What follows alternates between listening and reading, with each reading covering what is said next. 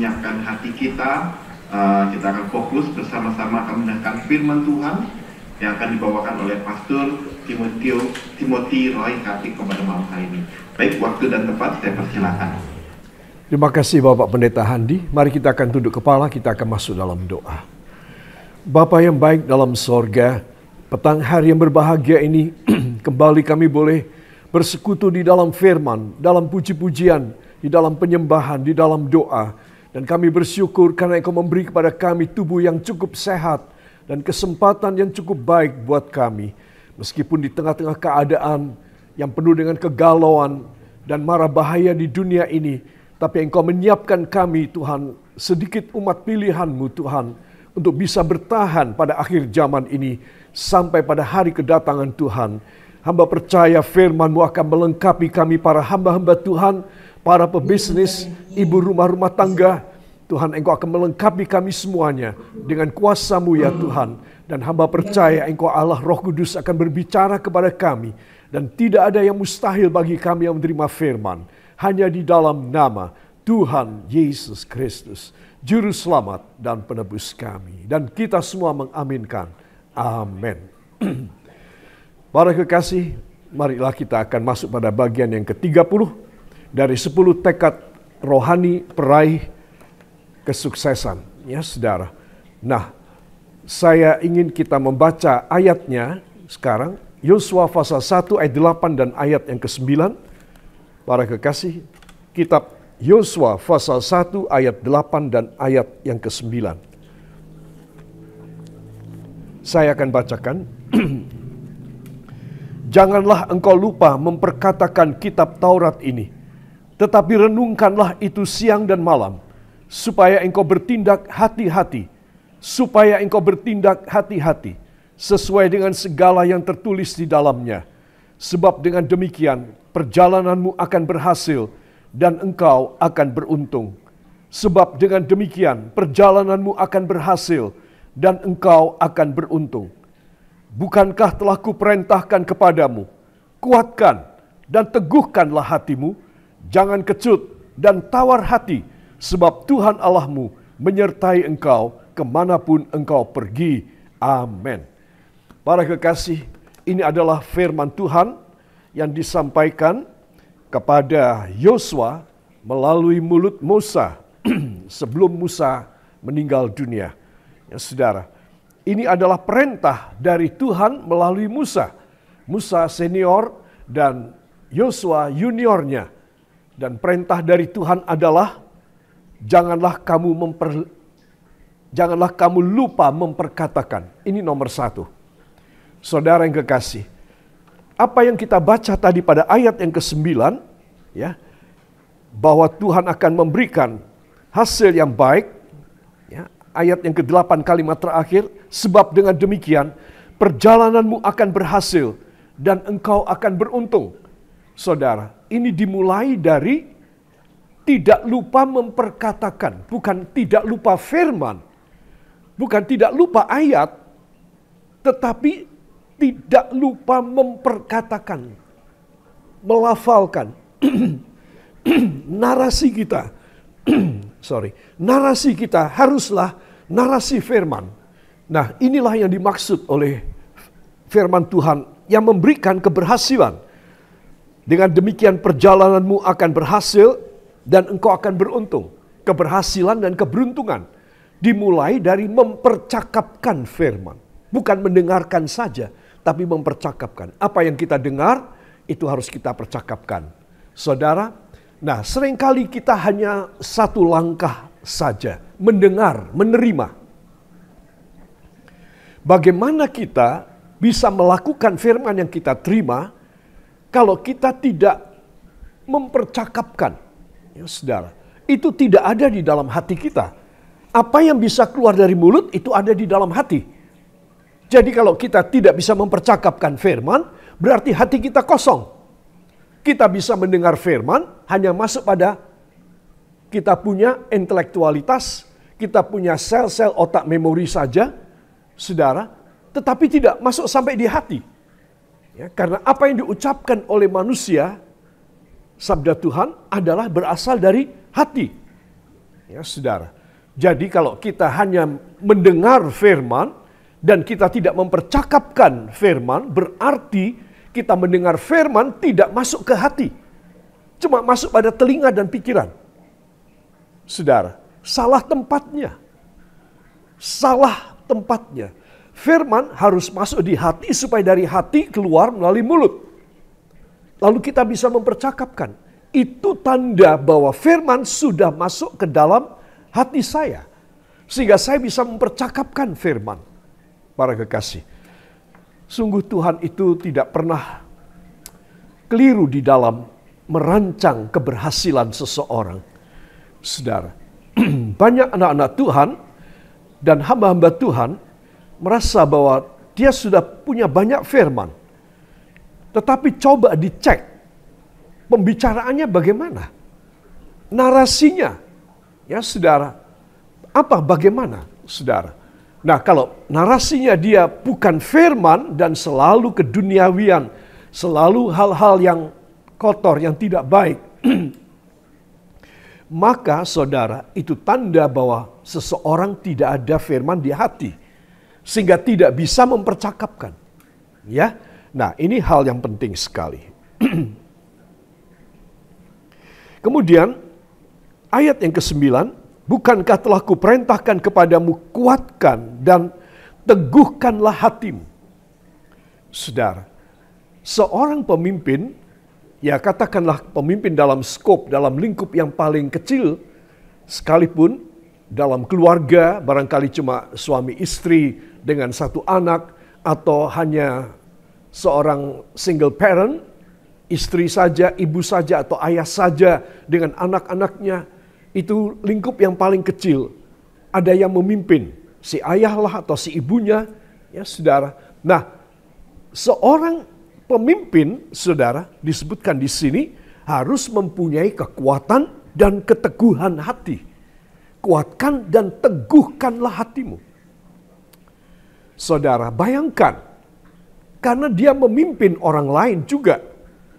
Itu sebab seorang pebisnis, apalagi seorang gembala sidang, maka dia harus kuat hatinya. Kuat dan teguh hatinya. Kuat itu artinya apa? Dia bisa menyangga banyak orang. Dia mampu, saudara. Dia tidak ambruk. Dia kuat. Teguh itu artinya apa? Dia tidak kesana iya, ke situ iya. Ya, dalam bahasa Jawa, mencela-mencele. Ya, saudara, itu tidak boleh. Seorang pemimpin itu harus kuat, bisa menanggung beban banyak orang, dan teguh. Teguh itu tidak terombang-ambing. Saudara, ya, saudara, bila saudara melihat kapal sebesar apapun kapal pesiar ini, penumpangnya dan semua awaknya itu kira-kira ada 3.000-an orang, saudara. Padahal kapal pesiar itu biasanya penumpangnya hanya 1.000, sekitar 1.200 paling maksimal. Tapi saya belum pernah naik, bersama dengan istri saya belum pernah naik, saudara. Dan awaknya, krunya bisa 1.800. Awaknya lebih banyak. Jadi para kru daripada kapal pesiar ini lebih banyak dari penumpangnya. Karena mereka harus bekerja dan menganggap penumpangnya sebagai raja dan ratu, saudara. Nah, itu bisa goncang, itu bisa terombang-ambing. Ya, saudara, ingat kapal Titanic. Tetapi kalau saudara melihat di tengah lautan ada rig. Rig itu adalah penambang minyak. Ya, saudara, dari perusahaan minyak internasional yang bisa membangun rig itu, wah itu harganya super mahal sekali. Dia tidak bisa terombang-ambing. Gelombang laut seperti apapun dia teguh. Karena dia punya fondamen itu luar biasa dalamnya. Di dasar laut itu sudah dalam. Dia punya kaki-kaki itu lebih dalam lagi. Jadi dia teguh. Tidak bisa diombang-ambingkan, saudara. Nah, di sini kita melihat seringkali kita punya basic, kita punya dasar untuk melayani Tuhan, itu kurang kuat. dan kurang teguh. Kalau saya kurang kuat, saya kurang teguh, saudara, maka membawa kerugian pada banyak orang yang kita pimpin tersebut. Itu sebab Yosua dipersiapkan mengganti Musa. Si senior ini mengatakan pada si junior, ingat, kamu harus memperkatakan. Artinya apa? Firman itu harus ada di dalam hatimu lebih dulu. Sampai firman itu melimpah, banyak sekali persediaanmu. Sehingga kamu apa-apa kepinginnya keluar ayat. Apa-apa kepinginnya firman Tuhan. Orang menerima berkat dari kamu. Kedua, kamu harus kuat dan harus teguh. Saudara yang kekasih, marilah kita harus semua sama-sama minta. Saya belum mencapainya, tapi saya meminta. Saya berusaha dengan pimpinan Roh Kudus untuk saya melakukan ini seperti ini. Itu sebab sekali lagi kita baca ayat emas kita, ayat pokok kita pada pelajaran ini. Yosua 1 ayat 8 dan 9 ada dua permintaan Allah. Mempercakapkan firman sehingga kita bisa melakukan firman, ayat 8 bagian A dan B. Dan kedua, ayat 8 bagian C dan ayat 9. Dan kamu harus yang kuat dan yang teguh. Ya, ayat 9. Supaya ayat 8C kamu berhasil dan kamu akan beruntung, berhasil dan beruntung. Seorang pebisnis, dia mencari keberhasilan supaya dapat untung. Bagaimana seorang hamba Tuhan? Sama, saudara. Kalau dia tidak berhasil melayani Tuhan, Tuhan tidak bisa memberkati dia. Dia tidak bisa beruntung. Marilah kita bersama-sama dengan penerimaan kita akan firman, kita berusaha supaya kita satu menyenangkan Tuhan karena kita sesuai dengan Yosua 1 ayat 8 dan 9. Dua, kita membuat satu keputusan sendiri bahwa kita adalah seorang yang sungguh-sungguh harus mempunyai satu dedikasi dan satu kesatuan dengan firman.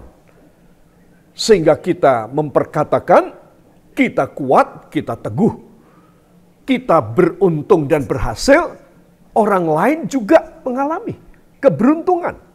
Ada di dalam gereja kita, ada di dalam naungan asuhan rohani kita.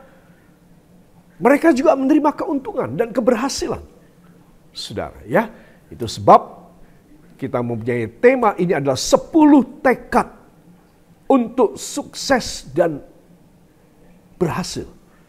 Ya, tekadnya apa? Rohani. Jangan tekad seperti berani mati, ya. Spekulasinya tinggi banget, resiko tinggi.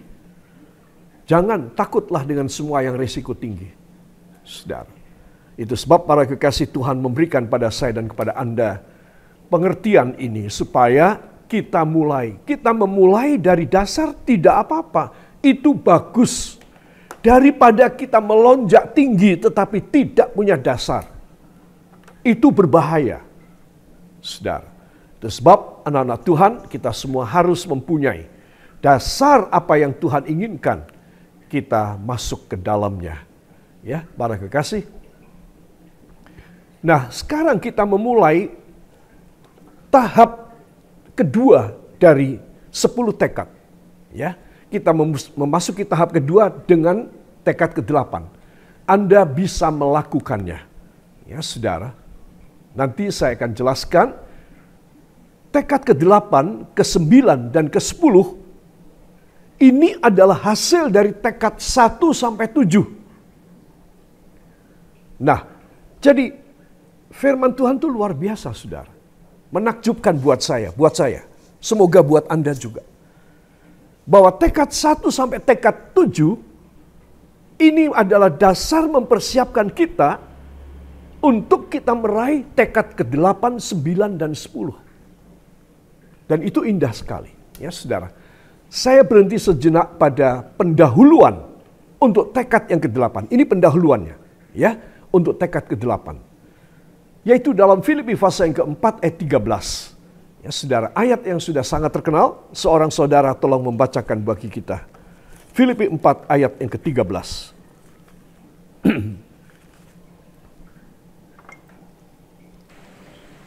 Filipi 4 ayat 13, segala perkara dapat kutanggung di dalam Dia yang memberi kekuatan kepadaku.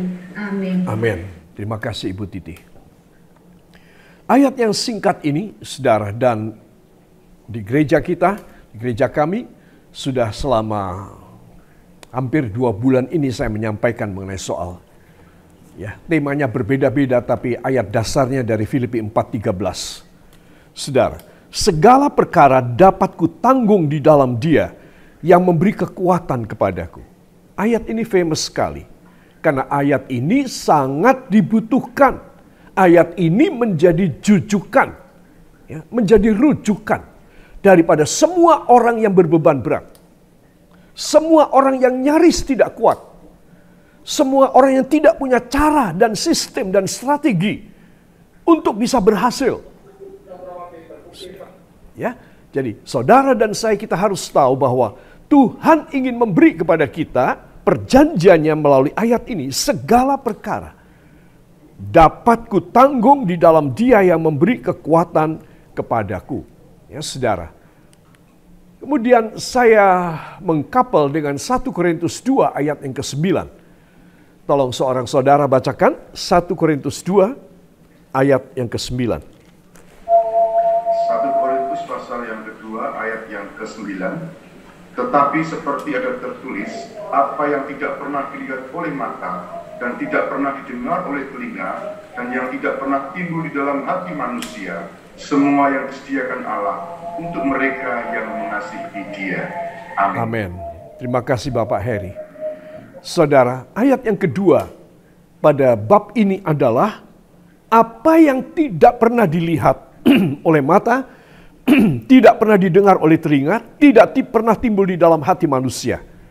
Nah, kalimat terakhir inilah yang kita harapkan. Semua yang disediakan Allah untuk mereka yang mengasihi Dia. Artinya ada kemauan, ada kemampuan.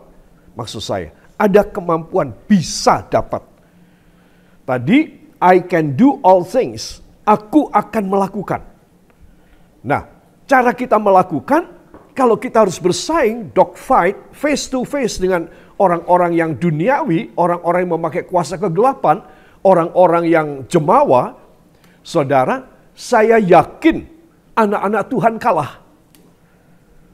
Itu sebab anak-anak Tuhan diperlengkapi dengan apa? Dengan keajaiban. 1 Korintus 2 ayat 9 ini adalah keajaiban. Ajaib banget. Kalau orang-orang dunia memakai segala macam cara, strategi, berani mati.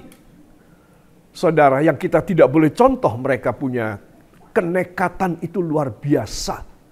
Saudara, ya kuasa kegelapannya, ya spekulasinya tinggi banget risikonya. Saudara, jangan pakai risiko tinggi ya. Cari risiko serendah mungkin. Saudara, di situ kita mendambakan kuasa Allah. Makanya saya bilang, kita menghadapi persaingan, para pebisnis harus tahu, toko sebelah juga menjual, saudara, dia bisa menurunkan harganya, kadang-kadang dia bisa punya kualitas lebih bagus, dia juga mempunyai black campaign, yaitu kampanye hitam untuk menjatuhkan kita punya produk dan kita punya nama baik toko kita. Saudara, tapi pebisnis, anak-anak Tuhan, beda. Harus pakai 1 Korintus 2 ayat 9 ini. Apa? Tuhan menyediakan semuanya buat kita. Saudara, itu sebab dari yang sama sekali nol, kalimat apa yang tidak pernah dilihat, berarti nol. Nol ya. Apa yang tidak pernah didengar, nol. Apa yang tidak pernah timbul dalam hati manusia, itu nol juga. Triple zero. Not just 1 zero, but 3 zeros. Saudara, sekalipun nol. Tetapi kalau saudara mengasihi Tuhan, saudara dan saya bisa.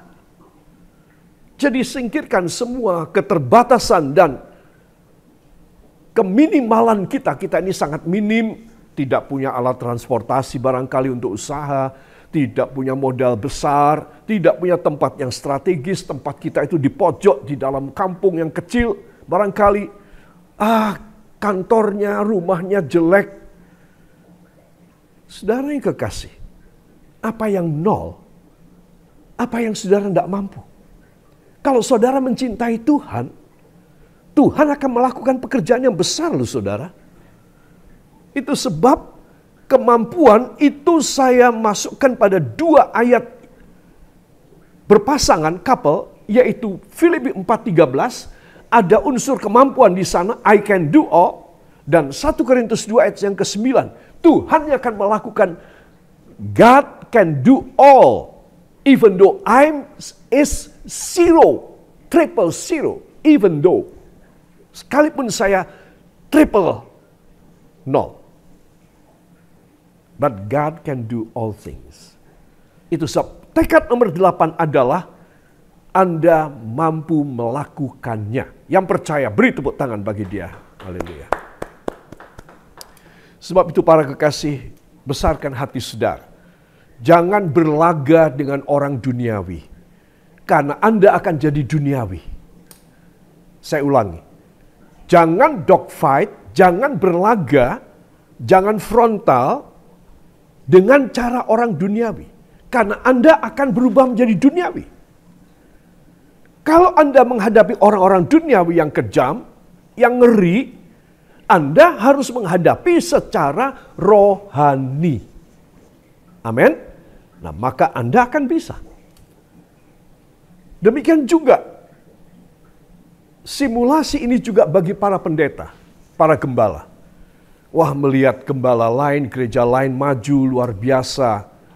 Wah, rasanya itu hatinya berdedek sekali. Berkobar dia. Gak bisa terima. Aku harus pakai cara dia juga. Nah, saudara, saya kalau boleh memberikan nasihat, gak usah niru gereja-gereja lain. Gak usah bicarakan keberhasilan gereja lain, supaya engkau tidak menjadi duniawi. Itu saya paling tidak suka. Saya dari muda orangnya teguh sekali. Gak gampang terpengaruh. Kalau saya mudah terpengaruh, saya tidak mendapat kepercayaan dari Tuhan. Pendeta lain mau kayak apa, gereja lain mau kayak apa. No, saya punya style sendiri. Saudara, itu seorang yang bisa dipegang sama Tuhan. Karena Tuhan tidak menyamaratakan kita. Tuhan itu memberikan kepada kita masing-masing talenta dan karunia. Yang percaya katakan amin. Apa yang saya tidak punya, Anda punya. Apa yang Anda tidak punya, saya punya. Jadi tidak bisa disamaratakan. Saudara, itu sebab jangan grogi dan jangan nafsu untuk seperti gereja lain. Itu berbahaya. Tuhan tidak akan membangkitkan saudara. Tuhan membangkitkan saudara kalau saudara merendahkan diri, apa adanya saudara, apa adanya saya. Dan kita minta Tuhan yang merehabilitasi kita, yang merenovasi kita, yang merepair kita. Untuk menjadi sesuai kehendaknya sehingga kita bisa berhasil. Nah, itu Tuhan suka. Kepada Yosua Tuhan memberikan perintah. Kepada Musa beda. Kalau saudara buka dalam kitab Keluaran, kepada Musa Tuhan memberikan perintah yang beda. Saudara, misinya beda. Misinya apa? Membebaskan bangsa Israel. Jangan bilang karena zamannya beda. Ya memang zamannya beda, senior dan junior. Tetapi memang setiap hamba Tuhan itu diperlengkapi untuk setiap perbuatan baik. Amin. Yang berbeda. Jadi jangan kepingin seperti orang lain. Kepinginlah Anda dan saya dipakai oleh Tuhan seperti maunya Tuhan sendiri. Nah, itu baru menjadi seorang yang bisa berhasil. Ya, saudara, kita bersyukur melihat orang berhasil, kita tidak merendahkan, merendahkan adalah dosa. Tetapi kita bersyukur dengan keberhasilan dia, tapi kita harus punya cara Tuhan sendiri untuk menjadikan kita berhasil. Saudara, maka dengan demikian saya dan Anda, jalan itu, melayani itu, tapak-tapak kaki kita, perencanaan kita, niatan kita bersih. Ingat loh, orang iri hati itu dosa loh. Ada pada hukum Tuhan. Janganlah kamu iri. Nah, jadi kalau pendeta itu iri dengan pendeta lain, dosa dia. Belum apa-apa sudah dosa. Itu sebab Tuhan mengajari saya dan saya mengajarkan kepada saudara satu prinsip yang penting sekali. Untuk tidak usah saudara terlalu nafsu, ingin besar, tidak usah. Merendahkan diri, ingin menyenangkan hati Tuhan. Nanti Tuhan akan bikin besar dengan cara dan style gaya saudara sendiri. Ya, itu sebab pelajaran ini penting sekali, ya saudara. Sehingga kita tidak menjadi seorang yang hidup dalam iri hati, hidup dalam memandang orang lain, selalu ingin lihat seperti orang lain, selalu merasa kagum dengan orang lain. Gak perlu. Engkau tidak punya harga diri hanya mengagumi orang lain. Engkau baru punya harga diri kalau engkau berhasil di mata Tuhan. Ya, saudara, saya heran banyak pendeta dan banyak hamba-hamba Tuhan selalu mengungkapkan soal jumlah saja. Ya, saudara, apa yang ada di benaknya, saudara pasti sudah tahu. Itu sebab Tuhan ingin supaya Anda dan saya menyerahkan diri total sama Tuhan. Tidak usah, orang Jawa bilang, tidak usah gumunan. Biasa aja. Tidak usah gumun. Gumun itu dosa. Saya kasih tahu. Karena itu akan menghasilkan iri hati. Gak perlu gumun. Biasa aja. Kamu berhasil, puji Tuhan. Tuhan juga akan bikin aku juga. Dengan style aku. Yang Tuhan mau beri aku. Yang mau demikian, beri tepuk tangan buat Tuhan. Haleluya. Saudara, jebakan daripada iblis adalah membuat kita suka meniru. Ya, suka meniru. Membuat kita iri hati. Itu jebakan iblis. Ya.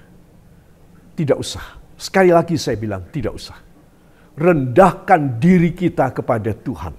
Maka Tuhan akan meninggikan kita pada waktunya. Yang percaya, beri tepuk tangan bagi dia. Haleluya. Nah, saudara-saudara.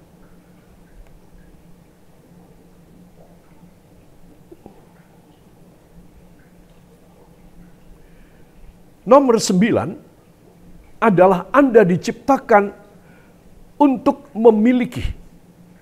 Ya, tipis ya bedanya ya. Anda mampu melakukannya. Lalu Anda diciptakan untuk memiliki. Ya jelas, kalau kita punya kemampuan, kita banyak memiliki. Itu sudah jelas. Nah inilah 8 dan 9, ini adalah hasil dan ini punya tujuan nanti. Ya, tujuannya apa? Yang ke-10. Ya. Anda adalah duta besarnya Kristus. Jadi tekad 1, 2, 3, 4, 5, 6, 7 itu adalah fondamen yang bersusun 7. Bayangin saudara, bangunan di atasnya kuatnya kayak apa? Tahan gempa berapapun. Saudara, kita melihat hari ini saya membaca dari teks, running text di televisi, sudah 36.000 menurut PBB. 36.000 korban. Dan masih ribuan yang belum dievakuasi. Saudara, dan kemungkinan itu berat sekali ya, karena sudah seminggu, lebih beberapa jam peristiwa tersebut. Saudara, sudah 8 hari. Dan luar biasa. Turki namanya sekarang adalah Turki. Ya. Ini ada kemiripan, mungkin mereka pakai bahasa Jawa juga ya. Piye, nah jadi Turki jadi Turkiye. Ya. Nah jadi Turki itu negara modern, saudara. Dan bangunan-bangunan sebagian besar sudah tahan gempa, seperti di Jepang. Tetapi terkena magnitudo 7,8 pada skala Richter, masih tidak kuat. Masih tidak kuat, saudara. Masih pada roboh semuanya. Nah, apa sebab? Ya karena memang fondamennya cuma sedikit. Barangkali cuma berapa meter ke dalam. Ya konstruksinya juga kurang bagus. Tetapi kita punya, Tuhan memberikan 7 lapis fondamen. Maka hasilnya juga pasti kokoh dan kuat. Hendaklah engkau kuat, teguh, kuatkan dan teguhkanlah hatimu. Ya, artinya fondamennya harus bagus.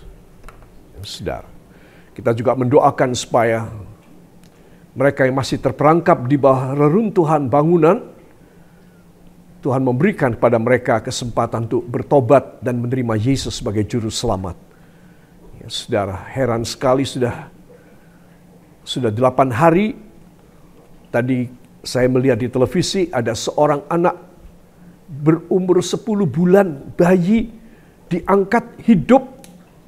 Saudara, itu mujizat, itu tidak masuk akal. Bahwa bayi itu 8 hari tidak minum susu di bawah reruntuhan dan diangkat selamat. Wah, luar biasa. Saya yakin di dalam semua musibah selalu ada tanda ajaib. Amin. Itu sebab kita perlu mendoakan semua korban-korban. Kita tidak tahu agama apa saja mereka, tapi biarlah kemurahan Tuhan selalu ada pada mereka. Saya yakin kita akan mendoakan nanti. Saudara, nah ayat tekad 8, 9, dan 10 ini adalah maksud Tuhan apa? Dengan memberikan kemampuan 1-7. Ya. Saya ringkas demikian. 3 episode terakhir dari 10 tekad peraih sukses, yaitu 8. Anda bisa melakukannya, yaitu 9. Anda diciptakan untuk memiliki, yaitu 10.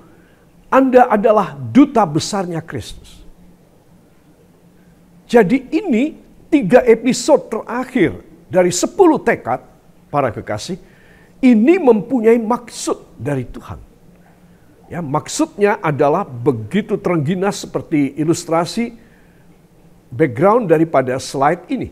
Ya, saudara, seorang yang begitu giat, yang mempunyai kecekatan, jurus yang baik, ya, saudara, untuk mengalahkan lawannya.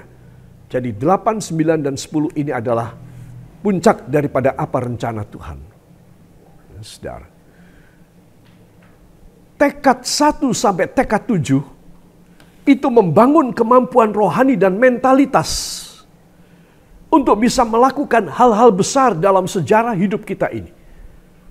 Jadi saya anjurkan simak ulang apa yang kita terima dari 7 tekad ini melalui YouTube. Saudara bisa meretrieve, saudara bisa mendengar kembali, dan mencatatnya ada 7 tekad. Itu ada di dalam YouTube semuanya. Ya, saudara. Ini penting, tekad 1 sampai tekad 7. Ya, saudara. Filipi 4 ayat 8 dan 9. Mari kita akan baca. Seorang saudara tolong bacakan. Filipi 4 ayat 8 dan ayat 9.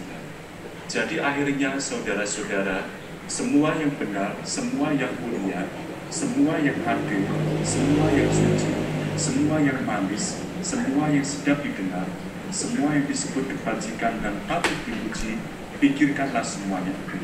Dan apa yang telah kamu pelajari dan apa yang telah kamu terima, dan apa yang telah kamu dengar, dan apa yang telah kamu lihat padaku, lakukanlah itu, maka Allah sumber damai sejahtera akan menyertai kamu. Amin. Terima kasih Bapak Yosef. Saudara, jadi akhirnya, ya kita masuk pada tahap terakhir, 8, 9, dan 10. Jadi akhirnya, pikirkan saja yang baik dan lakukan semua yang telah Anda pelajari. Nah, ini kesimpulannya, saudara. Udah pikiran yang kurang baik, niat kurang baik, please dibuang aja. Saudara, pada akhirnya inilah kehendak dari Tuhan, supaya yang benar, yang mulia, yang adil, yang suci, yang manis, yang sedap didengar, yang disebut kebajikan, yang patut dipuji, pikirkanlah semuanya itu. Ya, firman Tuhan itu luar biasa. Dia membangun, mengajari kita, ada materinya, lalu disimpulkan. Ayo, kalian harus begini, kata Rasul Paulus kepada jemaat di Filipi. Ya, kalian harus begini. Yang nggak begini nggak usah. Udah, kebanyakan pikiran kau nanti, saudara. Demikian juga saya seringkali ketika Ibu Gembala, Pastor Syahini masih ada, saya selalu berkata, pokoknya kita membagi pikiran ya. Aku pikiran yang abot-abot, kamu pikiran yang enteng-enteng. Jadi hal enteng aku tidak mau pikir. Saya bilang begitu. Saya hanya mikir yang abot-abot aja, yang berat-berat saja. Ya, pikir yang enteng-enteng, yang remeh-temeh, jangan sampai lali. Ya. Karena tidak akan pikirkan hal yang remeh-remeh. Ya, saudara. Jadi begitulah jadinya. Jadi kalau soal-soal apapun yang enteng-enteng, istri yang mengerjakan. Nah, tentang hari ulang tahun siapa, ya itu kan hal remeh-temeh. Ya, masa saya harus ingat-ingat begitu? Ya, saudara. Kemudian apalah. Saudara, saya nggak mau masukkan dalam pikiran saya. Karena saya pikirannya sudah berat. Dan saya mengkhususkan untuk perkara-perkara yang berat saja. Nah, sekarang istri saya sudah tidak ada. Jadi terpaksa saya juga harus memikirkan hal-hal enteng. Tetapi sedikit mungkin.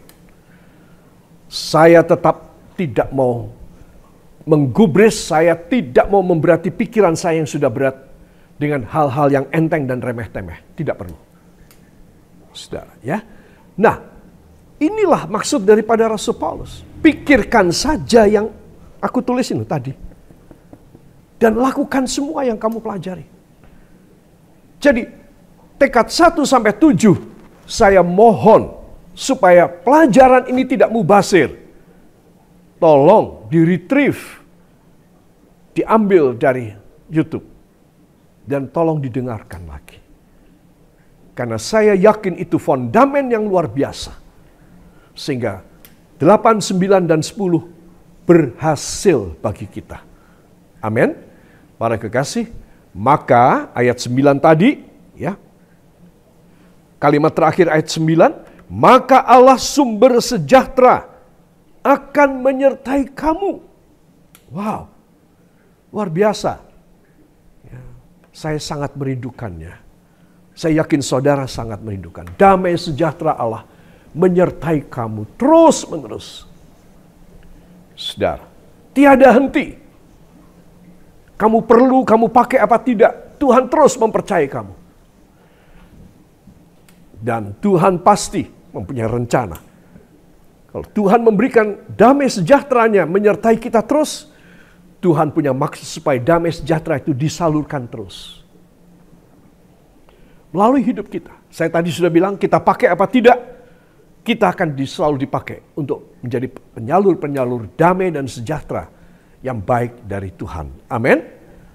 Nah, dan maksud Allah adalah demi tekad 8, 9, dan 10. Ya, saudara, ya. Nah, itu sebab saya kembali pada pelajaran kita, yaitu tekad Anda bisa melakukannya. Katakan, saya pasti bisa melakukannya. Belum semua. 1, 2. Saya pasti bisa melakukannya. Amin. Kita harus bisa melakukannya. Nah, sekarang saya tunjukkan pada saudara Filipi 4 ayat 13. Itu dalam Alkitab bahasa Inggris.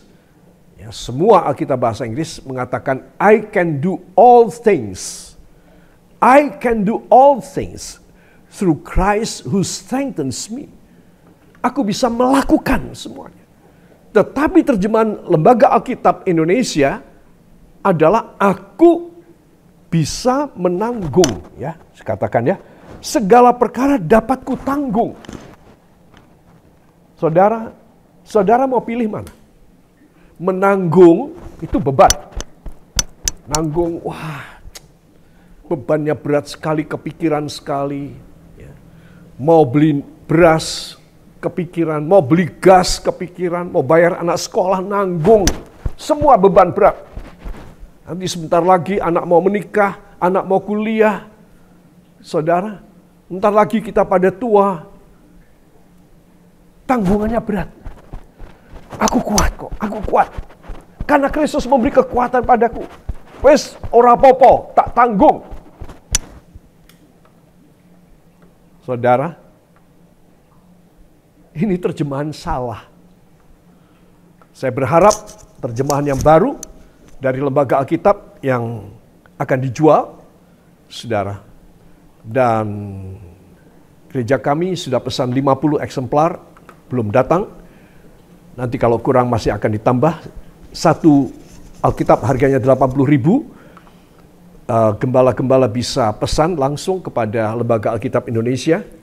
Harus pre-order lebih dulu. Ya, saudara, saya berharap terjemahan yang mutakhir ini sudah dirubah. Bukan aku segala perkara dapat kutanggung di dalam Dia. Tapi semoga sudah dirubah menjadi segala perkara aku bisa lakukan. I can do all things.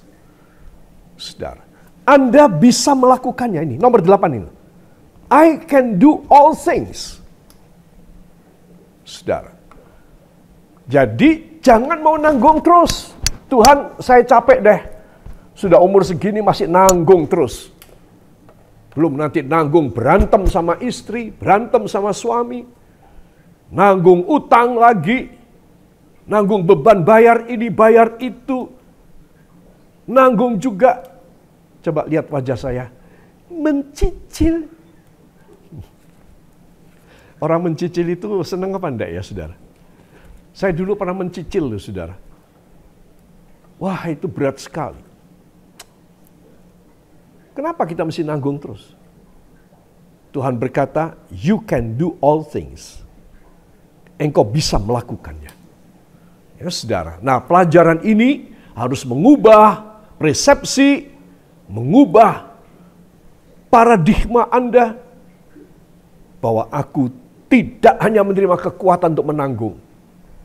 Aku menerima kekuatan untuk memberesi. I can do all things through Christ who strengthens me. Aku dipakai oleh Tuhan untuk memberesin. Tahun 2023, Anda harus punya tekad. Aku akan memberesi segala yang belum beres dari tahun-tahun kemarin. Yang percaya katakan amin. Saudara, jangan terus nanggung dong sampai mati nanggung terus. Ya Tuhan tidak berkuasa berarti. Tuhan tidak berkuasa berarti. Jadi ini terjemahan salah. Ya, tapi yang betul adalah I can do all things. Aku bisa melakukan segala perkara. Lalu tadi yang kita sudah dengar dan kita baca, ya, eye has not seen, nor ear heard, nor have entered into the heart of man the things which God has prepared for those who love Him. God has prepared. Artinya Tuhan sudah melakukan. Tadi, I can do, aku melakukan. Kenapa? God has prepared. Karena Allah sudah melakukan dan disiapkan. That's why I can do all things through Him. Saudara. Makanya saya couple dua ayat ini. Karena Allah telah memiliki, Allah telah menyelesaikan, Allah telah menciptakan bagi kita, Allah telah mengusahakan buat kita. Amin. God has prepared. Apa yang saya dan saudara tidak punya dan kita tidak mampu, Ingat, God has prepared. That's why I can do all things through Christ who strengthens me. Because He Himself have already promised to me that everything He has prepared for me. That's why I have to love Him. Aku harus mencintai Dia. Supaya apa yang Dia sediakan, He just gave to me. Dia berikan kepadaku. Saudara, ini dua ayat ini penting sekali. Membuat saya mampu melakukan. Anda mampu. Wah, dari mana, tetapi saya tidak punya cadangan uang. Saudara, bukan itu. Itu kita bicara mengenai soal duit. Ya, saudara. Tetapi ini di sini lain. I can do it. Bukan I do it. Apa-apa duit dalam hidup kita nggak boleh. I can do all things. Karena God has prepared for me. Ya, makanya saya kasih dua huruf itu beda, dua kalimat itu. Ya, saudara. Nah, di sini gandengannya. Can do dan God has prepared. Maka ini klik. Ini amen. Ini baru klik ini. Dari pihak saya punya iman. Dari pihak Tuhan, Tuhan sudah menyediakan. Jadi aku pasti bisa. Karena Tuhan yang menyediakan. Ya, saudara. Saya berharap pelajaran ini mengubah paradigma kita. Mengubah semangat kita. Yang sering kali kita patah semangat. Aduh, sudah umur segini, aku belum bisa apa-apa. Ya ini karena kita baca ayat yang salah ini. Aku akan sanggup. Ya. Kalimatnya, segala perkara dapat ku tanggung. Nah ini karena kalimatnya salah ini. Yang kita pegang terus sampai mati ini. Jadi kita ya terus nanggung terus. Gak bisa bikin beres. Saudara, itu sebab sekarang kita harus rubah. Bukan segala perkara dapat ku tanggung. Tetapi I can do all things. Aku bisa memberesin segala perkara. Yang percaya, beri tepuk tangan bagi dia. Haleluya. Saya harap saudara bisa nangkap ya, apa yang saya sampaikan ini. Jangan sampai keliru lagi pada terjemahan yang salah. Jadi Tuhan ingin supaya kita bisa memberesin. I can do berarti beresin. Tuhan bilang, nih tak kasih kemampuan, beresin. Saudara, karena Dia sumber kemampuan. Dia maha mampu di dalam semua keadaan. Ya, Dia maha kuasa. Dia sangat memiliki kita dan Dia sangat memiliki semua. Yang percaya, sekali lagi beri tepuk tangan bagi Dia. Haleluya. Saudara yang kekasih, sebab Filipi 4 ayat 13 tadi, aku dapat menanggung segala perkara, itu adalah tidak betul. I can do all things through Christ who strengthens me. Ini terjemahan dari versi English Jubilee Bible 2000. Saudara, can do berarti bahkan memberesin. Ya, saudara. Jadi, bila di 2023 ini, aku di dalam Kristus, ya, aku di dalam Kristus, maka ayat 19 dan 20 dari pasal yang sama, Filipi 4, ayat 19 dan 20. Tolong seorang saudara suka bacakan. Filipi 4 ayat 19 dan 20. Filipi pasal 4 ayat 19 dan 20. Allahku akan memenuhi segala keperluanmu menurut kekayaan dan kemuliaannya dalam Kristus Yesus. Dimuliakanlah Allah dan Bapa kita selama-lamanya. Amin. Amin. Terima kasih, Saudari Novi. Allahku akan memenuhi segala keperluanmu. Nah ini hasilnya. Saudara, kalau saya dan saudara beriman, I can do all things. Kenapa? God has prepared for me. That's why, with that very reason, I can do all things. I just take from Him, and I will apply in my life. Aku hanya minta dari dia, aku ambil dari Dia, aku menerapkan dalam hidupku, dan aku bisa beresin. Ini loh saudara, Rahasianya orang sukses itu di sini. Makanya saya bilang, jangan kalau saudara melihat orang-orang duniawi, wah kok dia cepat naik ya, dia cepat mumbul ya, dia cepat mengalami booming ya, produknya ataupun penjualannya, nilai hasilnya luar biasa. Aku kok kalah ya, saudara. Saudara sekarang harus pakai cara Tuhan. Cara Tuhan adalah saudara mengatakan, I can do all things because God has prepared for me. Aku akan melakukan, aku akan beresin segala perkara karena Allah telah menyediakan bagiku. Sekarang syaratnya aku yang dituntut oleh Allah daripadaku adalah mengasihi Dia. Hanya orang yang mencintai Tuhan, bukan orang yang percaya saja kepada Tuhan, bukan orang yang setia saja kepada Tuhan, bukan orang yang berkorban saja kepada Tuhan. Orang yang mencintai Dia. Bila mana kita melihat struktur cinta dalam Alkitab, maka tinggallah 3 perkara ini, kata surat Korintus. Yaitu iman, harap, dan kasih. Terus kasih ini paling tinggi.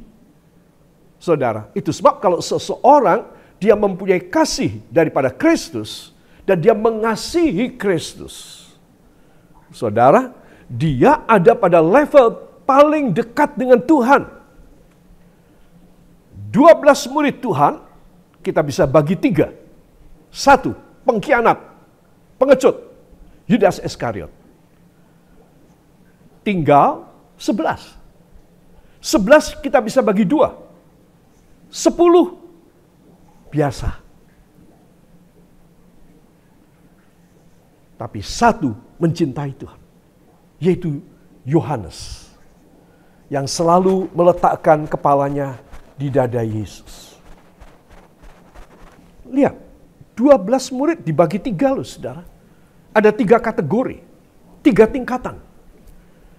Itu sebab saya dan saudara, tingkatan kita itu terbukti dari perbuatan cinta kita. Dan Tuhan menghargai serta memberkati kita juga berdasarkan kepada cinta kita kepadanya. Bila kita bisa mencintai Dia total, berarti kita bisa mencintai manusia, saudara. Dengan hati yang tulus, tidak ada pamrih. Tidak ada pamrih, saudara. Tetapi kalau kita tidak mencintai Tuhan, semua pekerjaan kita harus berpamrih. Harus ada imbal balik. Nah itu bukan cinta. Bukan cinta. Maafkan saya. Tidak jarang di dalam rumah tangga, kalau makan bersama, si suami bilang, sekarang aku yang bayarin. Besok kalau kita makan bersama, kamu yang bayarin. Ya, bagaimana saudara? Menurut saudara bagaimana?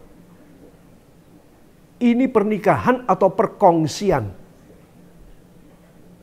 Ya saudara, harusnya yang kuat bayari terus. Tetapi saya selalu menganjurkan di dalam jemaat, ya, ini sudah lama ini saya tidak menganjurkan, ini saya harus menganjurkan lagi nih. Ya, biasanya kalau suami yang bekerja, maka uangnya dipegang oleh suami. Nih kamu cuma tak kasih segini aja, ya, untuk belanja kangkung, bayam, tauge, ya, pokoknya sehari segini. Uangnya aku yang bawa. Selalu saya mengajarkan, kalau suami itu dapat gaji, diserahkan kepada istri. Wah, saya melihat kaum wanita sumringah sekarang, langsung aja. Ya, istri-istri senang sekali, hebat sekali ya. Harus begitu. Laki-laki bawa uang banyak bahaya, saudara. Serahkan sama istri. Nanti istri saya bagaimana nanti? Ya, dia bisa dipercaya enggak? Makanya harus ada saling mengasihi. Kalau saling mengasihi pasti bisa dipercaya. Amin. Tapi kalau tidak mengasihi, ya beda. Saya nggak bisa cerita deh. Ya, yang bisa cerita itu adalah psikolog. Ya, kalau saya nggak bisa bicara. Para kekasih, itu sebab Tuhan ingin supaya saya dan Anda mengerti akan hal ini. Kalau kita bisa mencintai Tuhan, maka kita kerja apa-apa itu tidak pakai pamrih. Los aja, bebas. Seperti kita belum pernah melakukan. Seperti tidak pernah apa-apa, tidak pernah ada. Kita tidak pernah memberi, orang tidak pernah berbuat. Tidak. Kenapa? Karena kita cuma memandang kepada Tuhan yang tidak kelihatan, yang ada di dalam sorga, yang mencatat semuanya pada buku kehidupan. Kalau saya kurang cinta kepada Tuhan, saya punya pamrih. Saudara punya pamrih. Tidak bisa tidak. Itu sebab kita harus mencintai Tuhan. Tinggallah 3 perkara ini. 3 perkara ini mulia berarti. Karena ada banyak hal yang lain yang disisihkan oleh Tuhan. Tinggallah apa? Iman, pengharapan, dan kasih. Tetapi di antara ketiganya, Rasul Paulus menuliskan, kasihlah yang terutama. Jadi para kekasih, kalau kita mencintai Tuhan, kita itu sudah mencapai yang terutama. Dan inilah yang saya harus capai. Saya belum mencapainya 100%. Saya berharap ketika saya mati, saya mencintai dia 100%. Saudara, kita harus menuju ke sana. Jangan bilang, saya mencintai Tuhan kok. Setiap hari itu saya itu selalu menyanyi begini. Ya, jero banget. Aku mencintai Tuhan. I love you Jesus. Ya, jam. Nah, saudara, saya sebenarnya menyanyi begitu kata saudara. Nyanyian itu tidak ada artinya. Yang berarti itu perbuatan kasih. Ya, firman Tuhan mengatakan iman harus dengan perbuatan. Kasih harus punya perbuatan. Jangan cuma teori. Dan jangan cuma liturgi. Dan jangan cuma seremoni. Ya, kasih itu harus nyata. Bebas plong. Tidak ada pamrih apapun. Kalau kita mencapai hal itu, kita dekat dengan Tuhan. Kalau kita dekat dengan Tuhan, Anda sudah tahu apa hasilnya. Kita bisa melakukan segala perkara. Tekad nomor 8 ini. Luar biasa. Ya, saudara, itu sebab saya berharap kita semua mempersiapkan hati kita, jiwa kita, untuk sesuatu yang lebih besar. Jangan selalu kita punya image, kita punya cita-cita, ataupun kita punya proyeksi, tujuan masa depan kita, atau fokus, atau goal kita, atau target kita. Perkara-perkara jasmani, seperti jumlah jemaat. Aku harus punya ini, dalam gereja harus ada ini, itu segala macam tidak usah. Layanilah Tuhan dengan cinta. Cuma itu aja. Nanti Tuhan akan kasih sendiri. Tuhan akan kasih. Tuhan akan beri. Saudara. Dan kalau Tuhan memberi itu mengagumkan. Tapi kalau kita cari berusaha, saudara, kualitasnya beda. Sebab saya ingin kita semua mulai sekarang, teristimewa saya pribadi, harus mencintai Tuhan lebih dari segala-galanya. Amin. Itu sebab karena cintanya Simon Petrus tidak sama dengan, masih di bawah cintanya Yohanes, anak Sabdi, saudara. Maka Simon Petrus diajari oleh Tuhan Yesus di tepi Tasik Galilea. Simon, apakah engkau mengasihi aku lebih dari semuanya? Ya Tuhan, hamba mengasihi engkau. Ditanya lagi. Lalu Tuhan berkata, oke, kalau kamu mengasihi aku, gembalakanlah domba-dombaku. Kata gembalakan adalah beri makan. Beri makan. Feed my lambs. Domba-domba kecilku. Feed my lambs. Domba-domba kecil. Lalu 2 kali Tuhan tanya lagi. Aneh juga ya. Simon, apakah engkau mengasihi aku? Ya Tuhan, engkau tahu bahwa hamba mengasihi engkau. Gembalakanlah kawanan dombaku. Feed my lambs. Sekali lagi dikatakan lambs, anak-anak domba. Domba-domba kecil. Beda sebentar waktu 1-2 menit, Tuhan tanya lagi yang ketiga. Simon Petrus, apakah engkau mengasihi aku? Dan Petrus sedih. Tuhan, Engkau tahu bahwa aku mengasihi Engkau. Lalu Tuhan menjawab, gembalakanlah domba-domba dewasa milikku. Feed my sheep. Sheep itu adalah domba yang sudah pernah beranak. Yang sudah pernah kawin, itu namanya jantan atau betina, itu namanya sheep. Tapi kalau masih belum pernah beranak, itu namanya lamb. Jadi setingkat apa kita punya cinta kepada Tuhan, sebegitu kepercayaan Tuhan kepada kita. Kalau saya cintanya cuma dangkal ataupun rendah, ya saya cuma disuruh pelihara domba-domba kecil. Ya, harus dirawat, dimandiin, dikasih susu dari botol. Ya, saudara. Sudah ribet sekali dan lagi juga kita nggak bisa bikin apa-apa deh. Kalau saudara pelihara ya, tolong besok pagi beli anak kambing ya, dipelihara di rumah ya. Saudara, sehari-hari cuma baunya, kamar saudara tidak karu-karuan, ngembek terus, nangis terus. Nah, kalau cinta kita kepada Tuhan nggak seberapa, memang hidup ini ribet, hidup ini rewel sekali, emosi banget. Tapi kalau saudara dan saya mencintai Tuhan, saya yakin Tuhan justru memberkati kita. Kita dipercaya dengan domba-domba dewasa. Amin. Dan saya yakinkan saudara, sekali lagi, ayo kita bersama. Saya belum mencapainya, saya ingin mencapainya. Bersama dengan Anda, mari kita akan berdoa. Ya Bapa yang baik dalam sorga, hamba telah menyampaikan sedikit daripada firman-Mu Tuhan. Semangati kami, kuatkan kami, buka paradigma kami, horizon kami, wacana kami, supaya kami boleh memiliki wacana ilahi dalam hidup di sorga bagian sini.